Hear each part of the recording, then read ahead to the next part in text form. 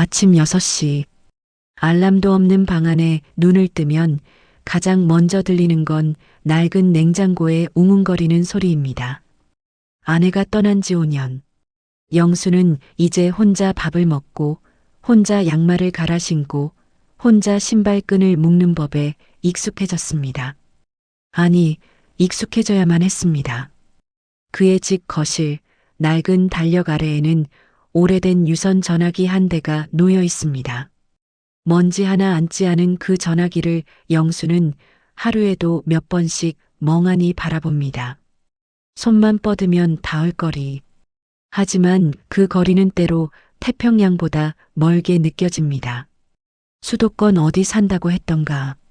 아들의 소식은 끊긴 지 오래입니다. 아들이 나빠서도 아버지가 모질어서도 아니었습니다.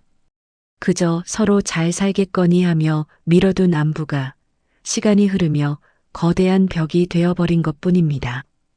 영수는 그 벽 뒤에 숨어 성실하게 고독을 견뎠습니다.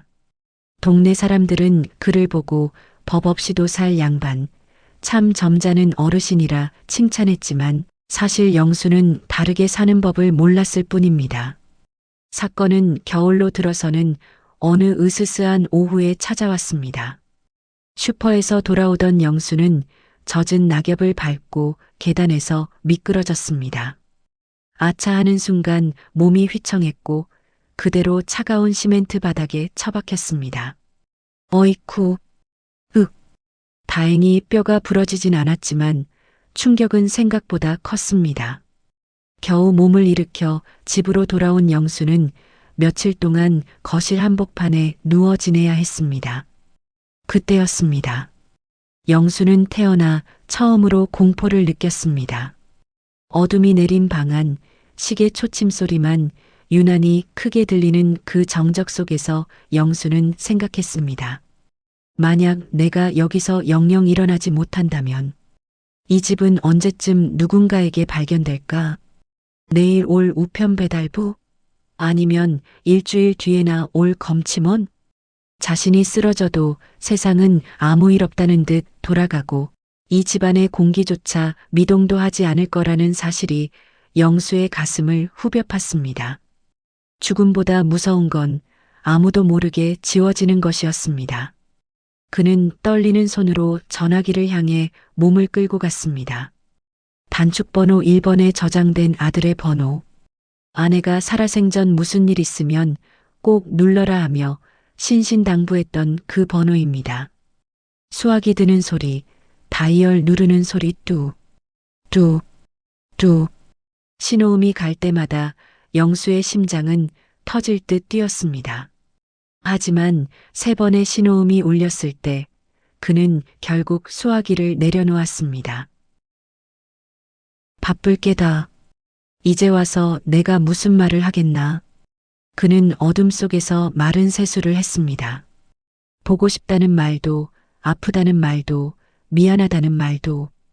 영수의 입안에서 수십 년간 굳어버린 그 말들은 차마 밖으로 나오지 못하고 다시 목구멍 안으로 침잠했습니다. 그것은 자식에 대한 배려가 아니라 거절당할지 모른다는 노인의 비겁한 자존심이었습니다. 몸이 조금 나아진 어느 날 영수는 낡은 서랍에서 편지지 한 장을 꺼냈습니다. 전화로 차마 내뱉지 못한 말들을 종이 위에라도 내려놓고 싶었습니다. 편지 내용 낭독 잘 지내고 있느냐? 별일은 없다. 내 어머니도 가고 없고 나도 이제 제법 늙었다. 요즘은 날씨가 차다. 감기 조심해라. 펜을 든 손이 가늘게 떨렸습니다. 정작 쓰고 싶은 말은 이런 게 아니었습니다. 아들아, 사실은 너의 어린 시절 운동의 날 내가 우산을 들고 서 있던 그때 내 뒷모습을 보며 미안하다고 말하고 싶었다. 평생 무뚝뚝한 애비 밑에서 고생 많았다고 사랑한다는 말 한마디 못해줘서 정말 미안하다고. 하지만 영수는 끝내 그 문장을 적지 못했습니다. 대신 그는 편지를 접어 봉투에 넣었습니다. 아들이 살고 있을 법한 경기도의 어느 시, 이름만 달랑 적은 채 주소도 불분명한 그 편지를 우체통에 넣었습니다. 그것은 답장을 바라는 편지가 아니었습니다. 평생 마음을 닫고 살았던 한 노인이 세상에 내미는 서툰 화해의 손짓이었습니다. 나 여기 살아있다고, 너를 기억하고 있다고 말하는 조용한 외침이었습니다. 며칠 뒤 거짓말처럼 전화벨이 울렸습니다. 영수는 밥을 먹다 말고 멈췄습니다. 심장이 입 밖으로 튀어나올 것 같았습니다. 그는 한참 동안 벨소리를 바라보았습니다.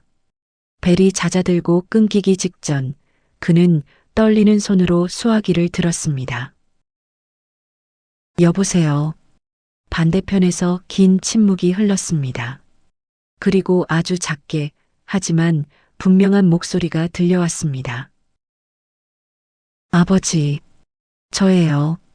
아들의 목소리는 영수의 기억보다 훨씬 낮고 지쳐 있었습니다. 영수는 아무 말도 할 수 없었습니다. 그저 수화기를 꽉 쥔 채 아들의 숨소리를 들었습니다. 5년, 아니 10년의 세월이 그 짧은 침묵 사이에 흐르고 있었습니다. 영수는 목 끝까지 차오른 울음을 삼키고 생애 처음으로 가장 용기 있는 말을 꺼냈습니다. 그래. 전화해줘서 고맙다. 정말 고맙다. 미안하다는 말도 사랑한다는 말도 아니었습니다. 하지만 그 고맙다는 한마디에 영수의 70평생 맺혔던 웅어리가 녹아내렸습니다. 전화를 끊고 나서도 영수는 한참 동안 전화기 옆을 떠나지 못했습니다. 그날 이후로 김영수의 삶이 영화처럼 바뀌지는 않았습니다. 그는 여전히 혼자 밥을 먹고 동네를 산책합니다. 하지만 이제 그의 전화기는 언제 울릴지 모르는 기계가 아니라 언제든 마음을 보낼 수 있는 통로가 되었습니다. 거실 구석, 달력 아래 놓인 그 전화기는 이제 조금 덜 멀게 느껴집니다. 사람은 늦어서 후회하는 것이 아닙니다. 끝내야 하지 않아서 후회하는 것입니다. 혹시 당신의 낡은 전화기도 너무 오랫동안 침묵하고 있지는 않나요? 먼지를 털어내고 그저 한번 바라보세요. 손을 내미는 순간 세상은 당신이 생각하는 것보다 훨씬 더 따뜻하게 당신을 기다리고 있을지 모릅니다.